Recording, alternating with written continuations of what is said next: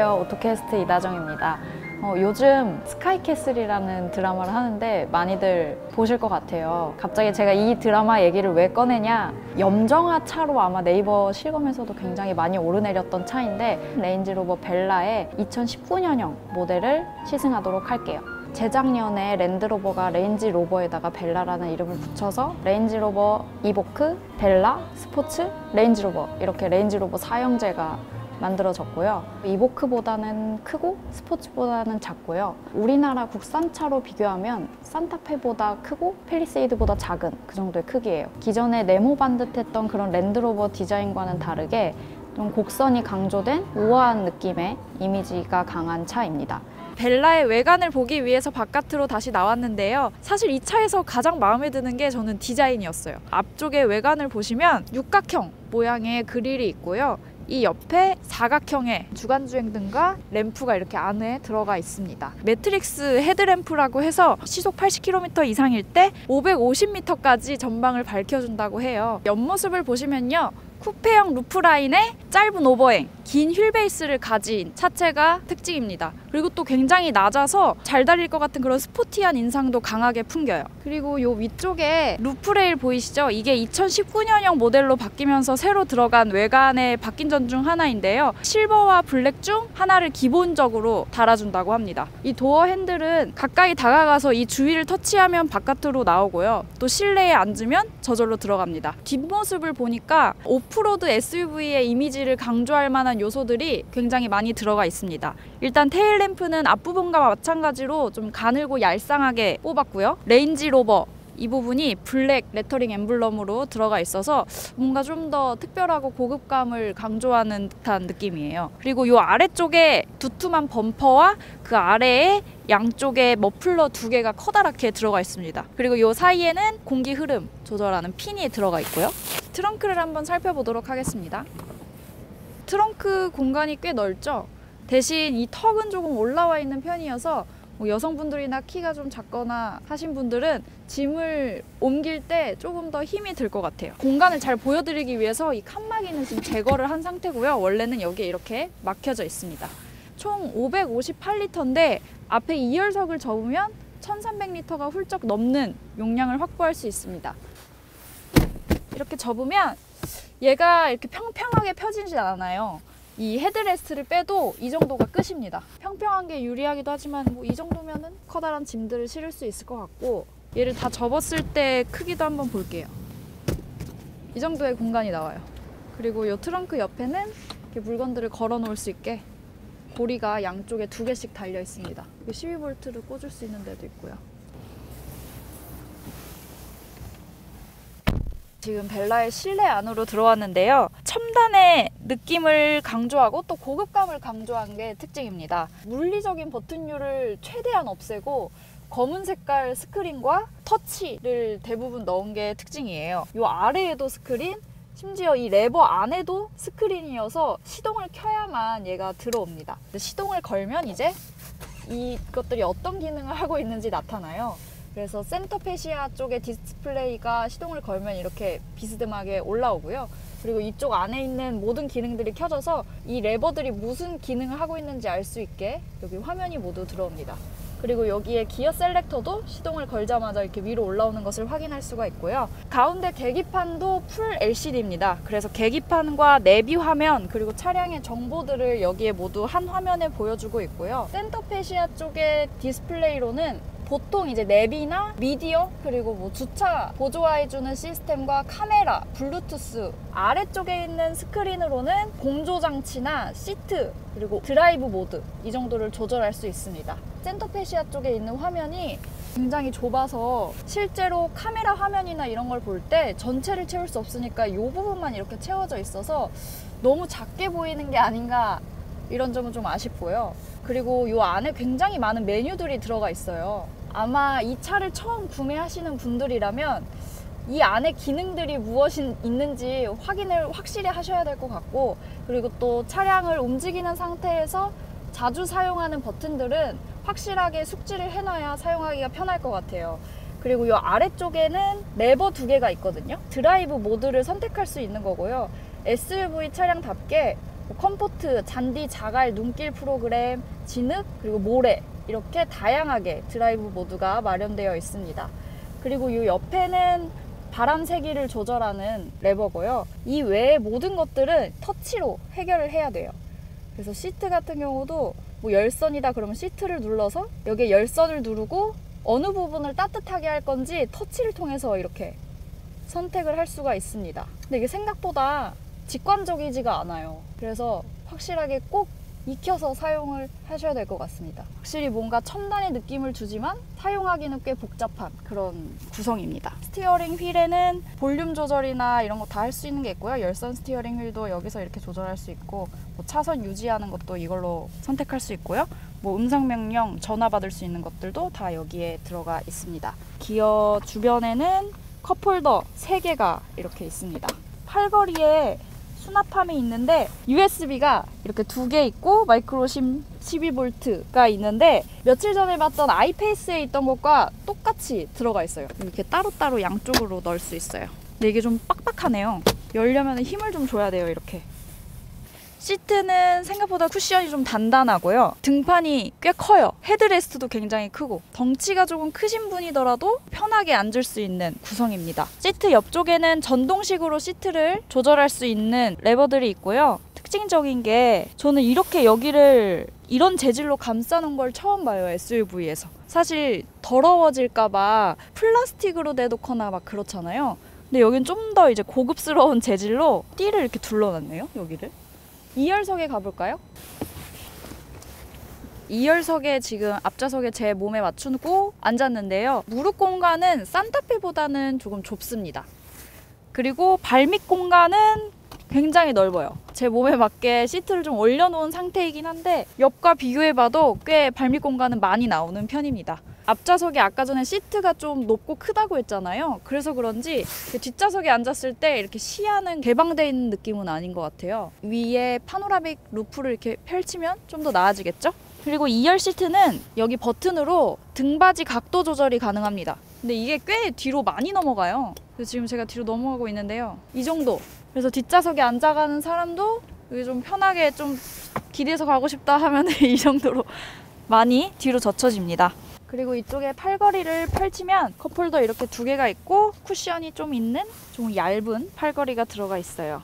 뒷좌석은 앞좌석보다는 고급감은 부족하네요. 지금까지 벨라의 외관과 실내를 살펴봤고요. 이제부터는 주행을 한번 해보도록 하겠습니다. 주행하러 가시죠. 자, 주행을 시작했고요. 레인지로버 벨라고요. 2019년형 모델, 연식 변경을 한 모델이죠. 딱히 이렇게 많은 부분이 달라진 건 아닌데 능동적인 안전장치 그런 것들이 많이 추가가 됐어요. 전방 추돌 경고 혹은 뭐 사각지대 경고 이런 것들이 추가가 되면서 안전 등급이 좀 올라갔죠. 자동차 안전 평가할 때 들어가는 이런 요소들인데 그런 것들이 좀 올라가면서 상품성 개선을 했고요. 트림에 따라서는 최대 270만 원까지 가격을 내리기도 했어요.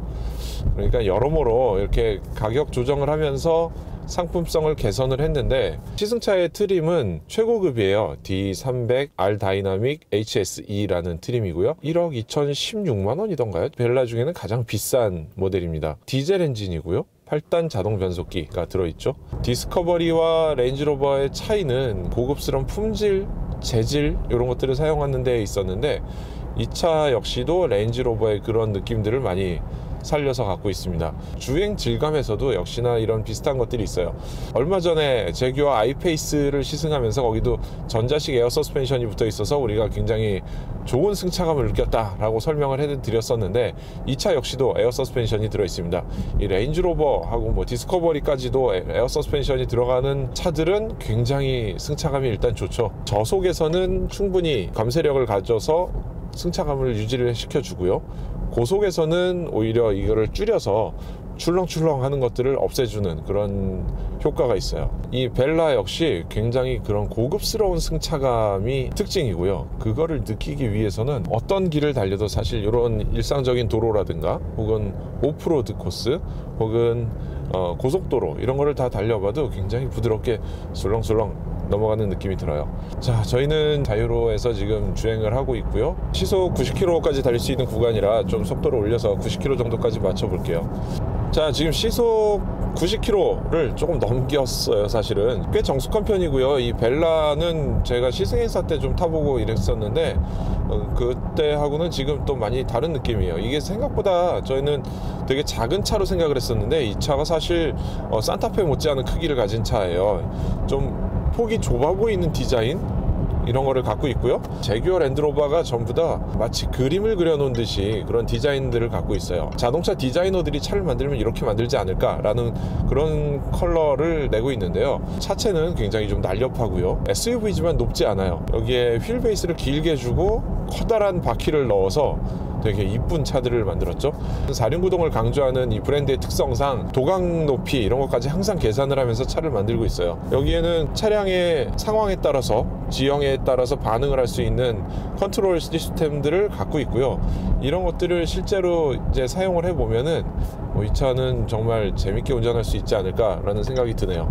코너링 같은 경우도 이게 굉장히 좋아요. 이게 서스펜션이 확실히 이 비싼 에어 서스펜션 들어간 거는 정말 좋은 것 같아요. 근데 이렇게 서스펜션을 가지고 있기에는 이게 굉장히 부담스러운 기능이기도 하죠. 한번 고장나면은 이제 굉장히 또 골아픈 장치인데다가 돈이 많이 들어가는 그런 부품이기 때문에 좋지만 어느 정도 감안해야 되는 그런 거로 생각이 되는데, 일단 랜드로버 브랜드에서는 이걸 거의 다 채용을 하고 있습니다. 저희가 자유로워 근처에 노면이 그다지 좋지 않은 공간들을 계속 달리고 있는데 둔탁한 음은 있어요. 이렇게 바퀴 굴러가면서 두두두두 하는 이 바닥의 소음 같은 것들은 있는데 실제로 이 위에서 느껴지는 뭐 시끄러운 소음 이런 거가 많이 있지는 않아요.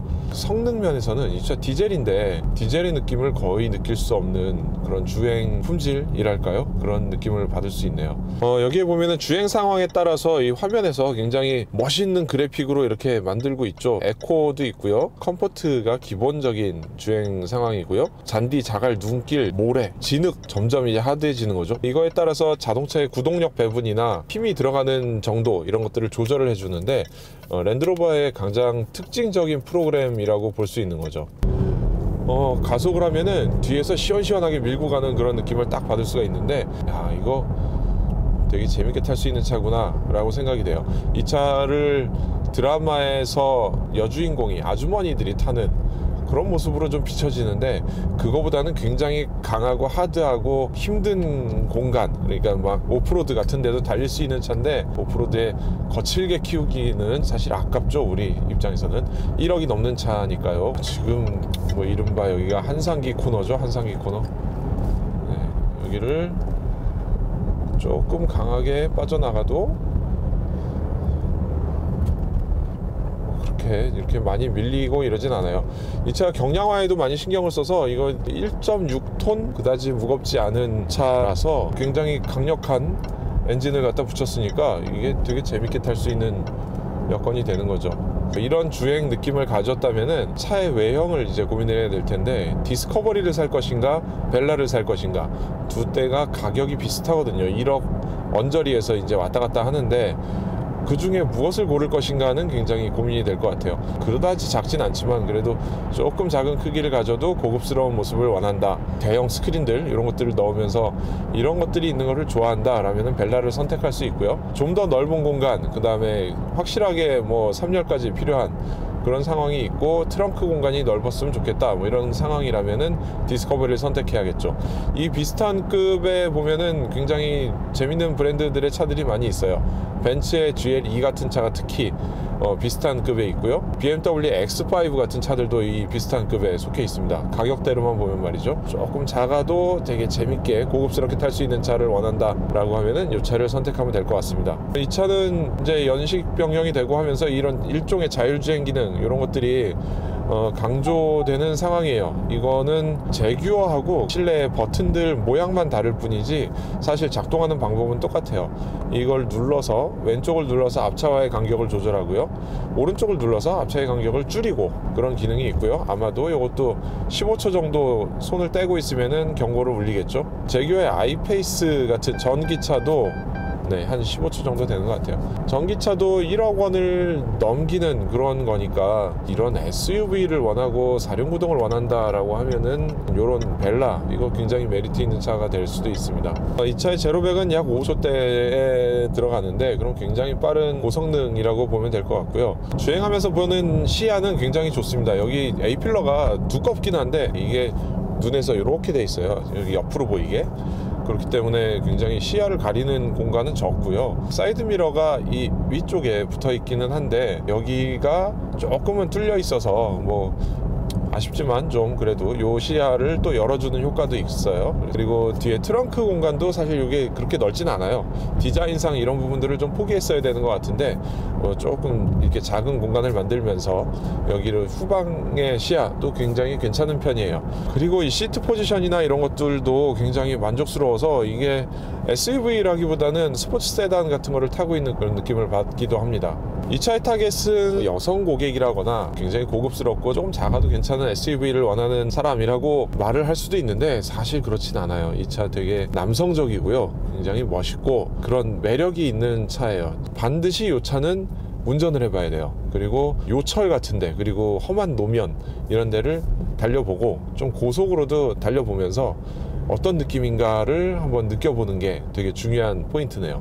이 차는 사실상 가솔린하고 디젤 모델 이렇게 뭐 종류별로 있다 보니까 아마도 이걸 구입하실 분들은 뭐 디젤, 가솔린 어떤 걸 선택해야 돼? 라고 고민하는 분들이 있을 거예요. 그리고 휘발유하고 경유의 가격 차이가 딱 100원 정도밖에 안 나기 때문에 이런 상황에서는 어떤 게 좋을까 고민하실 수도 있는데 저희가 한번 가솔린 모델도 섭외해서 주행을 비교하면서 주행 성능에 대한 얘기는 그때 조금 더 이제 섞어서 해볼게요. 일단 오늘은 이 디젤 2019년형 레인지로버 벨라의 시승을 여기서 이제 마치겠고요. 2부로 만들어서 가솔린에서 한 번 더 만나겠습니다. 지금까지 오토캐스트 이다일입니다.